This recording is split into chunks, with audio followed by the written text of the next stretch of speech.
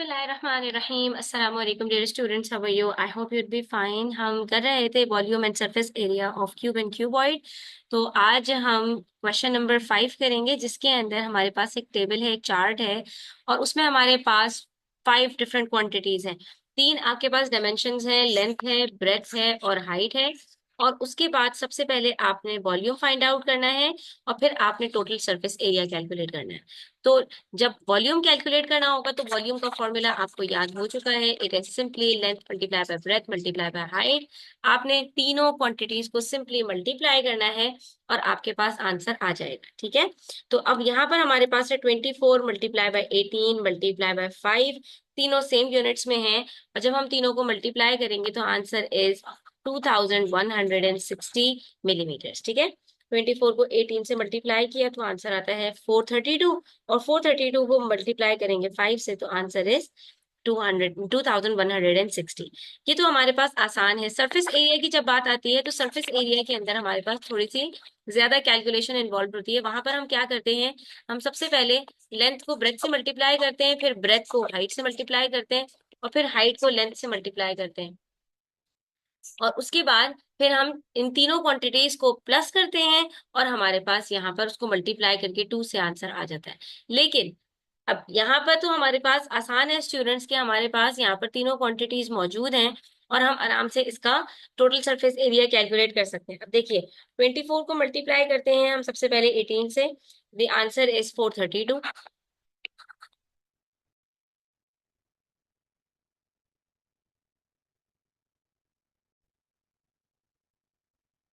तो हम क्या करेंगे, सबसे पहले 24 को 18 से मल्टीप्लाई किया 432 आया, फिर 18 को 5 से मल्टीप्लाई किया 90 आया, फिर 24 को 5 से मल्टीप्लाई किया 120 आया।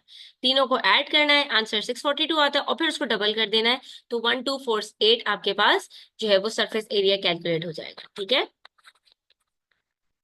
पार्ट बी के अंदर अगर देखें तो वहां पर प्रॉब्लम ये आती है कि हमारे पास लेंथ है, ब्रेथ है, हाइट नहीं दी हुई, अलबत्ता वॉल्यूम आपको बता दिया। तो स्टूडेंट्स, आप लोग अभी अलजेब्रा पढ़कर आए हैं। अलजेब्रा के अंदर आप लोगों ने अलजेब्रिक इक्वेशंस के अंदर पढ़ा होगा, if you have been provided with certain quantities और एक क्वांटिटी मिसिंग हो तो आप उसको आराम से फाइंड आउट कर सकते हैं। कैसे, ये देखो, वॉल्यूम की जगह पर हम रखेंगे 120। इवेलुएट करने के लिए क्या करते थे आप, ए बी और सी की वैल्यू दी हुई है आपको, और आपको एक वेरिएबल फाइंड आउट करना है, तो आप वहां पर आराम से फाइंड आउट कर सकते हैं। बी की वैल्यू दी हुई है 120, एल की वैल्यू हमें दी हुई है 5, और 3 दी हुई है हमें ब्रेथ। हमने हाइट कैलकुलेट करनी है, तो हम क्या करेंगे, इसको जैसे इक्वेशंस को सॉल्व करते हैं बिल्कुल वैसे ही इसको सॉल्व करेंगे। 5 3 jar 15, 15 multiply by H, 15 H. अब क्या करें, 15 एच को आप लेफ्ट साइड पर लिखिए, 120 को राइट साइड पे। और अब आपको एच की वैल्यू अगर फाइंड आउट करनी है तो एच के साथ जो भी नंबर होता है हम उसको दूसरी साइड पर शिफ्ट कर देते हैं। यहाँ पर 15 मल्टीप्लाई हो रहा है एच के साथ, दूसरी साइड पर जाकर क्या होगा, डिवाइड हो जाएगा, सिंपल। और ये आपके पास यहाँ पर, अब आप जब इसको सिंप्लीफाई करेंगे तो आपके पास ये कैलकुलेट हो जाएगा। तो 15 के टेबल में 15 6 जार 15 8 जार 120 होता है। आप 5 से भी करके देख सकते हैं, लेकिन मैं सिंपली इसको 8 से कर रही हूँ, तो ये मेरे पास आंसर आ गया 8। इसका मतलब है हमारे पास जो हाइट है वो 8 सेंटीमीटर है। इस चीज का ध्यान रखना, जो भी आपको यूनिट दिया हुआ है मिलीमीटर, तो आंसर भी आपका मिलीमीटर स्क्वायर आएगा, मिलीमीटर क्यूब आएगा और मिलीमीटर स्क्वायर आएगा। अगर आपके पास सेंटीमीटर्स हैं तो आंसर सेंटीमीटर क्यूब और सेंटीमीटर स्क्वायर आएगा। अगर जो है वो आपके पास आंसर मीटर्स में है तो आपके पास आंसर मीटर क्यूब और मीटर स्क्वायर आएगा। ठीक है, इसी तरह से अगर आपके पास यहाँ पर देखो बच्चों, कि आपके पास अगर लेंथ मिसिंग है तो आपने लेंथ कैलकुलेट करनी है, वॉल्यूम का वही फॉर्मूला लगाना है, length multiply by breadth multiply by height. Length की जगह पर एल लगा देंगे, और बी की जगह पर 6, और एच की जगह पर 3.5। ठीक है, और वी भी हमें बताया हुआ है 52.5। तो हम क्या करेंगे, एल को मल्टीप्लाई करेंगे, यानी कि 6 को मल्टीप्लाई करेंगे 3.5 से, आंसर आएगा हमारे पास 21। 21 एल है, और हमने इसको एल की वैल्यू को कैलकुलेट करना है, तो हम क्या करेंगे, 21 को डिवाइड करवा देंगे फॉर 52.5 से। 52.5 से जब आप डिवाइड करेंगे 21 को, तो आपके पास आंसर आ जाएगा 2.5। का मतलब है लेंथ हमारे पास 2.5 सेंटीमीटर है। ठीक है, और यहाँ पर आप देख भी सकते हो कि अगर मेरे पास 52.5 है, और 21 से मुझे डिवाइड करना है, तो 21 टू जार 42 और 21 थ्री जार 60 से ऊपर चला जाएगा, तो 21 टू जार हम ले लेते हैं यहाँ पर 42, सब्ट्रैक्ट करेंगे आंसर आएगा 10। फिर 0.5 नीचे उतारेंगे तो यहाँ डेसिमल आ जाएगा। 105 से अगर करेंगे तो 21 को अगर आप मल्टीप्लाई करते हैं 4 से तो आपके पास आंसर आता है 84।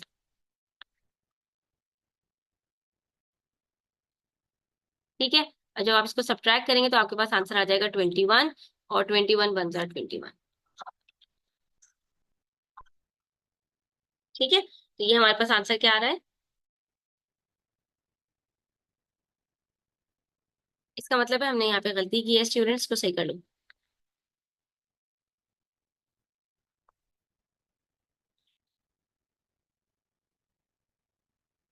ये डायरेक्टली हम अगर 5 से करते तो हमारे पास आंसर आ जाता। इसका मतलब है 25 five jar 21 five jar 10।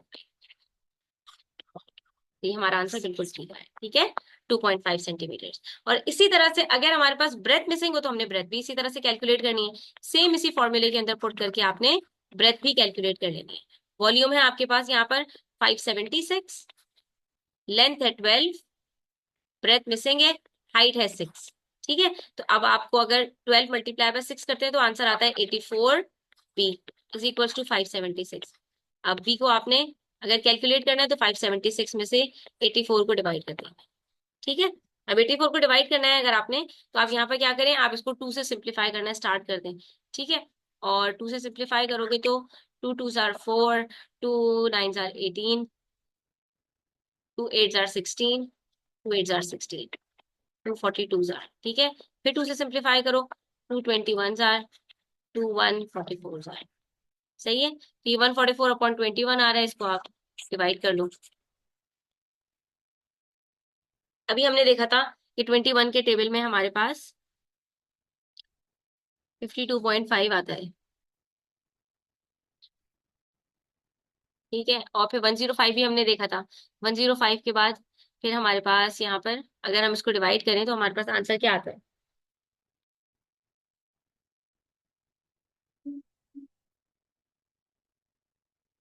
21 6 jar ले लेते हैं आप, सब्ट्रैक्ट करेंगे आंसर आ जाएगा आपके पास 18। डेसिमल लगा दीजिए, 180 हो गया ये। ठीक है, और फिर 21 8 जार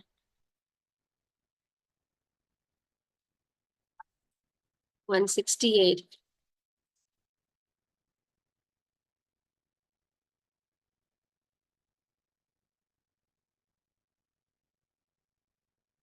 21 5 जार 105। ठीक है, अब आप अपना आंसर जहां तक लेके जाना चाहें जा सकते हैं, लेकिन आप यहाँ पर लिख दीजिए 6.85। ठीक है, 6.85 मीटर्स आपका आंसर हो जाएगा। सॉरी स्टूडेंट्स, बल्कि इसका आंसर हमारे पास 8 मीटर्स आ रहा है, क्योंकि हमारे पास ये 84 नहीं था, वो 12 मल्टीप्लाई बाय 672 हमारे पास आंसर था, तो ये आंसर हमारे पास 8 मीटर्स आ रहा है। ठीक है, अब जब आपके पास सारी जो है वो डायमेंशंस आ चुकी हैं, तब आपने सरफेस एरिया कैलकुलेट करना है। सरफेस एरिया कैलकुलेट कैसे करना है आपको? बिल्कुल सेम इसी मेथड से, कि एक दफा लेंथ को ब्रेथ से मल्टीप्लाई करोगे, एक दफा ब्रेथ को हाइट से मल्टीप्लाई करोगे, और एक दफा ब्रेथ को लेंथ से मल्टीप्लाई करोगे, तीनों को ऐड करोगे और फिर डबल कर दोगे, तो आपके पास आंसर्स आ जाएंगे। सिंपल। ठीक है, ये बस सिर्फ थोड़ी सी इसमें कैलकुलेशन है, ये आप कैलकुलेशन कर लोगे तो आपके आंसर्स कंप्लीट बिल्कुल सही होंगे। तो देखो बच्चों, यहाँ पर हमने जब पार्ट बी के अंदर टोटल सरफेस एरिया कैलकुलेट किया तो वो हमारे पास 158 आ रहा है। ठीक है, और उसके बाद जब हमने पार्ट सी के अंदर कैलकुलेट किया तो 89.5 सेंटीमीटर स्क्वायर आ रहा है। और जब हमने पार्ट डी में कैलकुलेट किया वो तो 432 हमारे पास आ रहा है, 332 नहीं है, 432 है।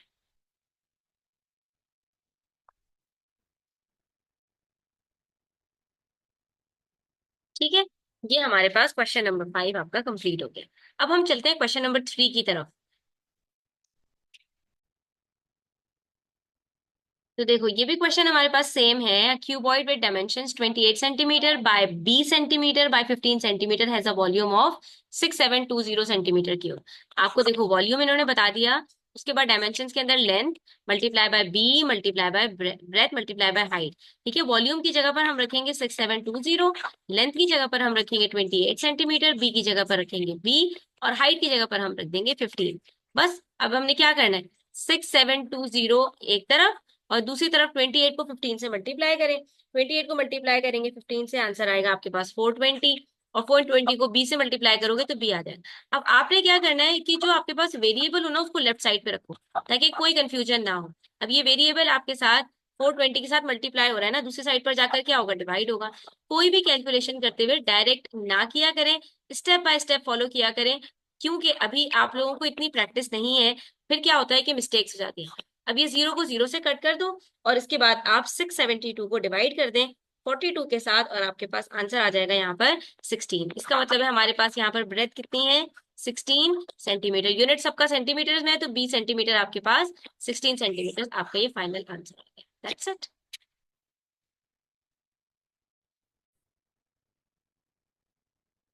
के बाद जो हमारे पास क्वेश्चन नंबर 6 है, rectangular block of cheese is 0.24 metre long, 0.19 metre wide and 0.15 metres high. ठीक है, बड़ा मजे का क्वेश्चन है स्टूडेंट्स। यहाँ पर आप देखो कि आपसे कह रहे हैं कि आपके पास यहाँ पर एक रेक्टेंगुलर ब्लॉक है चीज का। ठीक है, रेक्टेंगुलर ब्लॉक का मतलब है कि उसकी जो लेंथ है, ब्रेथ है, जो हाइट है, सब डिफरेंट है।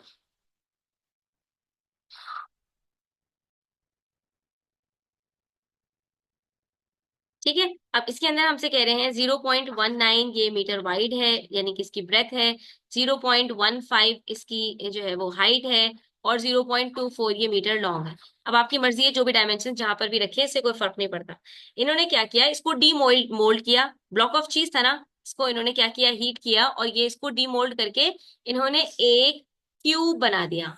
सही है, क्यूब का मतलब ये होता है कि जिसकी तमाम डायमेंशन सेम होती है, लेंथ ब्रेथ हाइट सब बराबर होंगी। ठीक है, तो अब जब हमारे पास इन्होंने इसको क्यूब बनाया है, इसका मतलब ये हुआ कि क्यूब और क्यूबॉइड का जो वॉल्यूम है वो दोनों का सेम होगा। अब याद रखो, ऐसे तमाम क्वेश्चंस में जिसमें एक फिगर को दूसरे फिगर में डीमोल्ड किया जाता है, उन दोनों का वॉल्यूम आपके पास बराबर होता है। एक तरफ हमारे पास वॉल्यूम ऑफ क्यूबॉइड है और दूसरी तरफ हमारे पास वॉल्यूम ऑफ क्यूब है, ये हमारे पास बिल्कुल बराबर है। आप यहाँ पर ये लिख सकते हैं बात, given that volume of cuboid is equal to volume of cube. ये बात इन्होंने हमें बताई है पार्ट ए के अंदर कि डी मोल्ड किया है जिसकी वजह से वो एक क्यूब बना है। लेकिन क्यूब बनने में भी अब जाहिर सी बात है उसका कोई हिस्सा जाया थोड़ी हुआ है। वॉल्यूम का मतलब क्या होता है कि इसने कितनी जगह घेरी हुई है, इसने कितनी स्पेस इसके अंदर मौजूद है, इसका मास बेसिकली कितना है। ठीक है, तो अब मास तो उसका चेंज नहीं हुआ ना, एक फिगर से दूसरी फिगर के अंदर अगर वो डीमोल्ड हो गया तो दोनों का जो मास है, दोनों का जो वॉल्यूम है वो बिल्कुल सेम है। तो हम क्या करेंगे, यहाँ पर हम volume of cuboid find out करेंगे, जिससे हमें वॉल्यूम ऑफ क्यूब पता चल जाएगा। और जब वॉल्यूम ऑफ क्यूब पता चल जाएगा तो हम आराम से उसकी लेंथ कैलकुलेट कर लेंगे, क्योंकि हमसे इन्होंने find the length of each side of the cube पूछी है। तो यहाँ से भी आप समझ सकते हैं कि इसकी तमाम जो लेंथ है, लेंथ ब्रेथ और हाइट तीनों बिल्कुल बराबर होंगे। तो हमने सबसे पहले volume of cuboid find out करना है। Volume of cuboid find out करने के लिए वही बात है, length multiply by breadth multiply by height कर लीजिए। ठीक है, लेंथ है आपके पास यहाँ पर 0.24, ब्रेथ है आपके पास 0.19, और हाइट है आपके पास 0.15। तीनों को आप मल्टीप्लाई करेंगे और यहाँ पर आपके पास आंसर आएगा, वो वॉल्यूम आपके पास निकल आएगा। तो 0.24 मल्टीप्लाई बाय 0.19 मल्टीप्लाई बाय 0.15 करते हैं तो हमारे पास आंसर आता है 0.00684। ठीक है, ये हमारे पास यहाँ पर आंसर आ रहा है मीटर क्यूब। सही है, ये वॉल्यूम है हमारे पास। ठीक है, अच्छा अब एक चीज और समझ लो कि वॉल्यूम ऑफ क्यूब क्या होता है। Volume of cube is equal to length multiply by length multiply by length, यानी हम लिख सकते हैं लेंथ का क्यूब। ठीक है, तो अगर मुझे लेंथ कैलकुलेट करनी है तो मैं सिंपली क्या करूंगी, दोनों साइड्स का क्यूब रूट कैलकुलेट कर लूंगी। अब देखो यहाँ पर हमें पता चल गया वॉल्यूम ऑफ क्यूब क्या होगा, 0.00684 ही होगा। ठीक है, हमारे पास जो वॉल्यूम ऑफ क्यूबॉइड है वही हमारे पास वॉल्यूम ऑफ क्यूब है। अब हमने क्या करना है, हमने वॉल्यूम ऑफ क्यूब को रखना है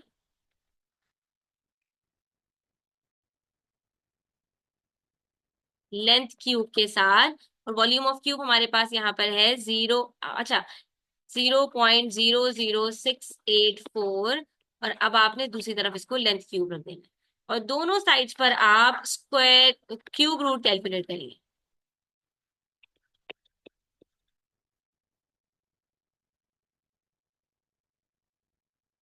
जब आप दोनों साइड्स पर क्यूब रूट कैलकुलेट करेंगे तो आपके पास ये लेंथ कैलकुलेट होकर आ जाएगी।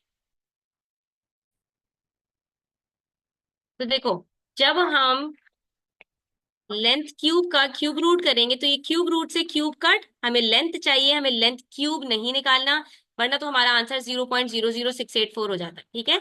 और जब हम इसका क्यूब रूट कैलकुलेट करेंगे स्टूडेंट्स, तो आप कैलकुलेटर पे रखकर कैलकुलेट करेंगे, इसका आंसर आपके पास आएगा 0.189। आप इसको राउंड ऑफ कर दो तो ये बन जाएगा 0.19, ठीक है। और ये आपके पास डायमेंशन क्या है, यहाँ पर मीटर्स है, तो ये आपके पास हो जाएगा 0.19 मीटर्स, ठीक है।